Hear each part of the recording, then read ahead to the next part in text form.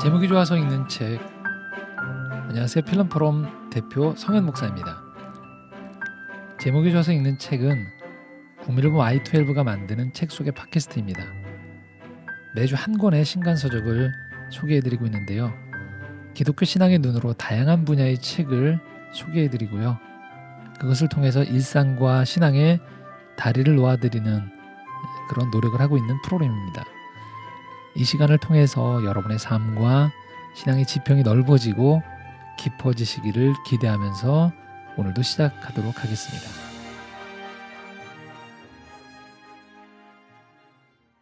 자, 여러분들에게 아이들이란 어떤 존재일까요? 어린이. 특히나 최근 우리나라의 이 사립 유치원 어떤 재정 관리나 운영의 문제 때문에 아주 시끄러워졌죠.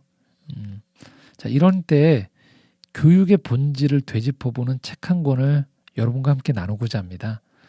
자, 책 제목은요, 상냥한 수업입니다. 그리고 부제는 이렇게 되어 있습니다. 하이타니 겐지로와 아이들의 12번의 수업이라는 부제가 붙어 있습니다. 작가 소개를 해드리면요, 이 하이타니 겐지로는 아주 가난한 어린 시절부터 작가를 꿈꾸었고요. 결국 교사가 됐습니다. 그리고 이후에 17년간 선생님이셨고요. 교사 생활을 하셨단 말이죠. 이후에 아이들을 통해서 배웠던 가르침. 자, 주목할 점은 자신이 가르쳤던 내용이 아니고요. 아이들을 통해서 배웠던 내용을 글과 강연을 통해서 나누는 작가입니다. 이것을 통해서 교육이란 무엇인가, 또 우리가 접하는 그 아이들은 누구인가에 대해서 이 사회가 또 교육계에 계신 분들이 한번 본질에 대해서 생각해 볼 수 있도록 역할을 하는 작가입니다.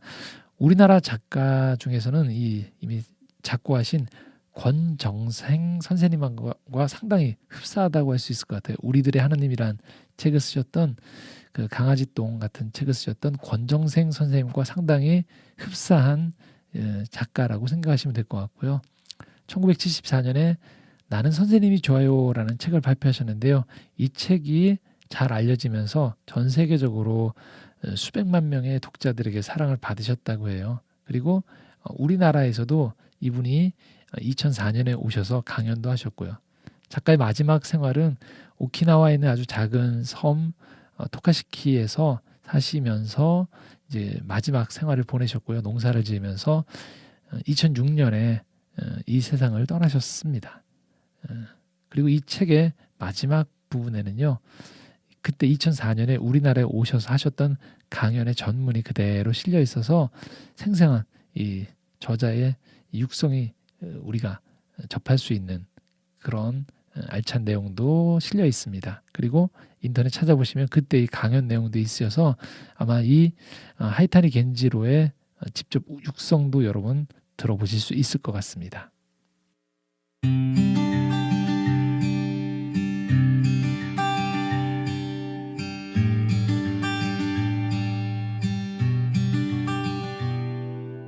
자, 이제 책 소개를 하고자 하는데요.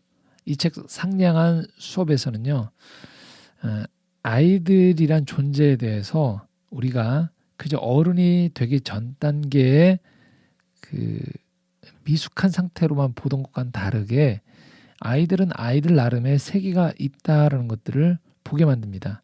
저자는요, 자신의 이야기, 그리고 이 책의 장점은 놀랍게도 아이들이 썼던 여러 글들이 매 챕터마다 함께 들어와 있어요. 그래서 저자의 주장을 뒷받침하는 게 아니고요, 저자가 아이들의 글을 통해서 깨달았던 바들을 나누기도 하고 또 자기의 이야기에 대해서 함께 어떤 동행자 같은 느낌으로 아이들의 글을 존대하고 있는 모습들을 이 글을 읽으시다 보면 확인할 수 있어요. 그래서 이렇게 되다 보니까 아이들은 그저 미숙하고 어른들이 일방적으로 훈육하고 가르쳐야 되는, 통제해야만 하는 대상으로 보지 않고요, 인격체로, 독립된 인격체로 한 명의 생명으로서, 한 명의 인간으로서 그들을 대하고 있는 모습을 보게 됩니다. 하이타니 게니치로는 그래서 아이들을 어른의 자리에서 바라보는 것이 아니고요, 아이들 그 자체가 가지고 있는 생명력을 바라는 한 인간으로 바라보고 있습니다.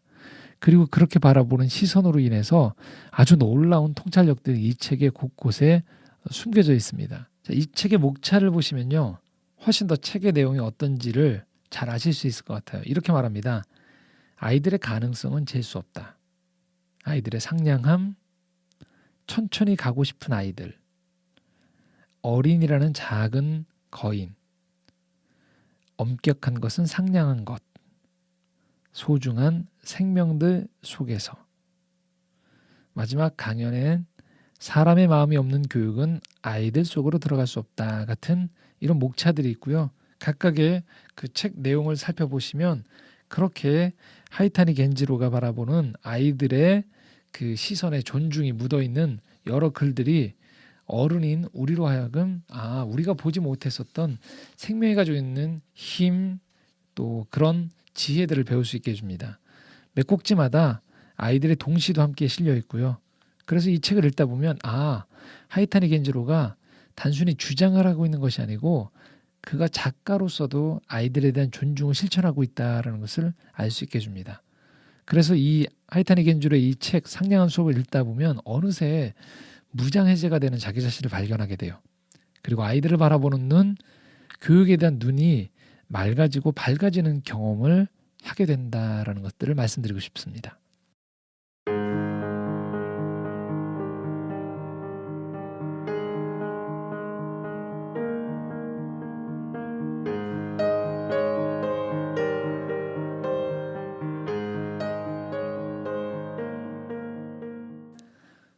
자, 오늘은 낭독의 시간에서 조금 더 책 내용을 넉넉히 읽어드리고자 하는데요. 왜냐하면 이 책 내용 자체를 읽어보시면 하이타니 겐지로 가지고 있는 이 교육관, 아이들에 대한 생각이 여실히 드러나기 때문에 그렇습니다. 한번 이 책 중에 챕터 중에서 아이들의 상냥함이라는 네 번째 수업에 해당되어지는 그 부분들을 여러분과 나누고자 합니다.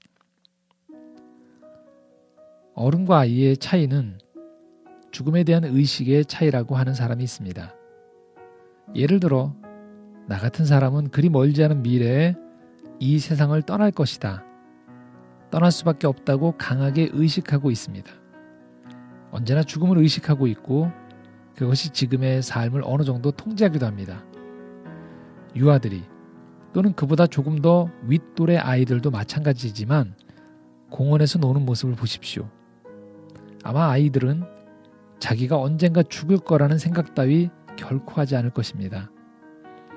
사무엘 마르샤크라는 이 러시아의 시인이자 어린이 문학가라는 사람은 이런 말을 했습니다. 4살이 나는 영원했다. 4살이 나에게 그늘 따위 없었다. 언젠가 죽음이 찾아온다는 것을 몰랐으니까. 내 삶에 끝이 있다는 것을 몰랐으니까. 코르네이 추콥스키는 마르샤크의 이 말을 인용하며 어른은 언젠가 죽는다고 믿지만 아이는 영원히 살 거라고 믿는 것이 어른과 아이의 차이점이라고 했습니다. 그리고 아이들의 낙천성을 언급하며 2살부터 5살까지의 아이들은 예외 없이 삶은 기쁨과 무한한 행복을 위해 만들어진 것이라 여긴다고 말했습니다. 나도 원칙적으로 이 말에 찬성합니다. 원칙적으로라는 단서를 단 까닭은 아이들이 놓인 상황, 이를테면 전쟁 같은 일을 겪고 있다면 이런 말은 무참히 짓밟힐 것이고 삶이 영원히 계속될 거라고 믿기는 하지만 죽음을 두려워하고 공포스러워하는 마음도 얼마든지 함께 지닐 수 있기 때문입니다. 추코스키도 아이들은 자신이 영원히 살 거라고 믿는 한편 죽음을 멀리하려 한다고 말합니다. 한 유치원 선생님한테 들은 이야기인데 그 선생님이 어릴 때 병든 할머니를 위로할 생각으로 이런 말을 했다고 합니다. 할머니가 죽을 때 나도 같이 죽어줄게. 그럼 안 쓸쓸할 거야 라고. 그런데 말하고 나니까 그 말이 너무 무서워서 한밤중에 훌쩍훌쩍 울었더니 반대로 할머니가 자신을 위로해 주더라는 이야기입니다. 너무나 아름다운 이 이야기를 나는 잊을 수가 없습니다. 죽음을 결코 인정하려 하지 않는 것도 아이들의 특성인데 나는 아이들과 생활하면서 그 사실을 알았습니다. 유치원에서 기르던 토끼가 죽었습니다. 다 같이 토끼를 땅에 묻고 조그마한 무덤을 만들었는데 계속 그 앞을 떠나지 않는 아이가 있었습니다. 가만히 다가가니 입속말로 뭔가 중얼거리고 있었습니다. 자세히 들여보니 이렇게 말하고 있었습니다. 죽어도 괜찮아. 다시 살아날 거니까. 죽어도 괜찮아. 다시 살아날 거니까. 주문을 외듯 계속 반복해서 중얼거리고 있었습니다. 추콥스키의 위대함은 아이들의 이런 언행을 임상학적으로 바라보거나 단순한 특징으로 보지 않고 생명이 영원하기를 바라는 마음을 자신과 친근한 존재로 이동하고 확산시키는 전 인류의 영생을 바라는 평화주의자로 보려 했다는 데 있습니다. 동물을 괴롭히는 아이도 있지만 동물을 사랑하는 아이가 훨씬 더 많습니다. 개 1학년 스카다 겐지. 나는 개가 너무 좋습니다. 나는 개를 밖에 내보내줍니다. 나는 개랑 놀아줍니다. 나는 외톨이입니다. 내 개가 왔습니다. 개랑 내가 놀았습니다. 내 개가 와서 좋았습니다. 개랑 나랑 집에서 놀았습니다. 개랑 나랑 텔레비전을 보았습니다. 개랑 나는 추워서 고타스 옆에 갔습니다. 개랑 나랑 같이 고타스 속에 들어갔습니다. 초등학교 1학년의 시인데요. 여기 나온 고타스는 이 나무로 만든 밥상에 이불이나 담요 같은 것을 덮은 온열기구를 말합니다. 자, 이 시에 담긴 공감의식은 감상주의가 아닙니다. 예를 들어 다음 두 아이가 쓴 시를 보면 아이들이 생명에 대해 가지는 평등의식이 감상에만 빠져있지 않다는 것을 바로 알 수 있습니다. 마음 1학년 요시카와 가요코. 선생님은 어떤 마음을 갖고 있어요? 그걸 가르쳐 주세요. 나는 어떤 마음을 갖고 있어요? 가르쳐 주세요. 개라는 시입니다. 1학년 사쿠다 미호. 개는 나쁜 눈을 하지 않는다. 더없이 엄격하지요. 사물을 보는 눈이. 왜? 라고 하는 질문은 다른 사람의 영혼에 다가가려는 마음입니다. 아이들은 처음부터 상냥한 것이 아닙니다. 왜 그럴까? 무엇일까 하고 스스로에게 묻고 생각하고 행동하면서 자기 안에 배려나 상냥함을 만들어냅니다. 거기에 의미가 있다고 생각합니다. 그 과정을 교육이라고 한다면 강요된 지식은 거의 아무런 의미가 없지요.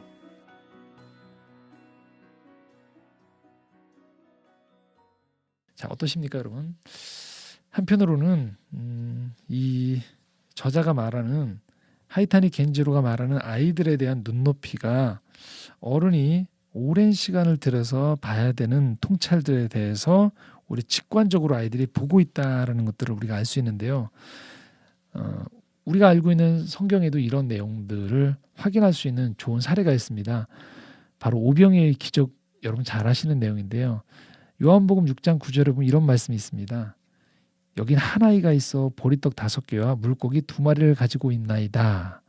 그러나 그것이 이 많은 사람에게 얼마나 되겠사옵나이까 라고 이야기하는데요. 그 수많은 사람들이 예수님의 말씀을 듣는 가운데에서 오로지 한 아이만 보리떡 5개와 물고기 2마리를 내놓았던 거죠.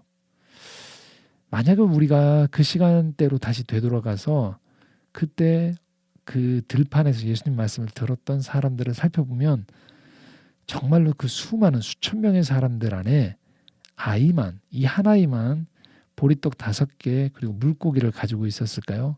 그렇지 않았을 겁니다. 하지만 사람들은 내놓지 않는 거죠. 하지만 아이는 이 순수한 내어놓음을 실천합니다. 이건 뭘 말할까요? 언제나 우리 삶에서 기적이 찾아올 때는요, 사실 정직함, 순전함이 훨씬 더 많은 기적을 나타낸다는 것을 알 수 있다는 거예요. 근데 우리는 어떨까요? 너무 많은 계산, 이미 검증되어 있는 경험에만 의존하다 보니 어른이 돼서 우리가 일하는 방식들, 세상을 바라보는 방식은 매사에 타협하고 절충하는 방향으로 사실 길들여지기 쉽다라는 거죠.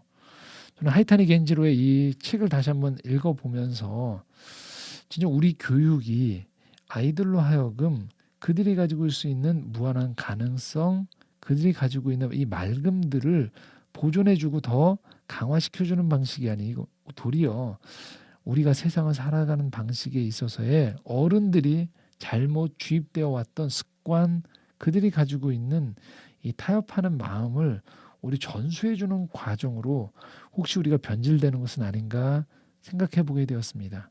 신앙도 마찬가지죠. 결국 우리가 오래 신앙생활을 할수록 우리 안에서 이 정직함과 순전함보다는 이미 경험치를 토대로 우리 안에 우리도 모르는 회의주의가 들어올 수 있다는 것들을 한번 기억해 볼 필요가 있겠습니다. 자, 이제 마무리할 시간인데요. 이렇게 말씀드리고 싶습니다. 아이들은 하나님이 주신 선물이죠. 꼭 그것이 자녀를 키우는 부모가 되어서만이 아니고요. 우리 주변에 있는 이 수많은 어린아이들, 어린이들을 보면서 우리가 이 아이들을 언제 이 사회가 또 부모가 키우나라고만 생각하지 말고 한편으로는 영적인 동반자라는 생각을 갖는 것도 중요하겠다라는 생각을 가져봅니다. 자, 오늘 하루쯤은요, 우리가 속해 있는 곳에서 아이처럼 한번 웃고 놀고 또 어른들이지만 그 안에 담겨있는, 서로 안에 담겨있는 순수함들을 찾아보면서 즐거워하는 시간을 가져보시면 어떨까요? 그럴 때 어느덧 우리 안에 있었던 이 순수함이라는 맑은 샘물이 또 우리 내면을, 또 우리 삶에 지쳐있는 이 여러 부분들을 새롭게 할 수 있는 힘이 거기서 나오지 않을까라는 생각들을 가져봅니다. 이제 마치도록 하겠습니다. 하이타니 게리추의 상냥한 수업을 통해서 다시 한번 우리 안에 이 맑은 지혜를 한번 되짚어 볼 수 있기를 소망합니다. 저는 또 다음 주에 좋은 책 한 권 들고 여러분들 찾아뵙도록 하겠습니다. 한 주 동안 행복하세요.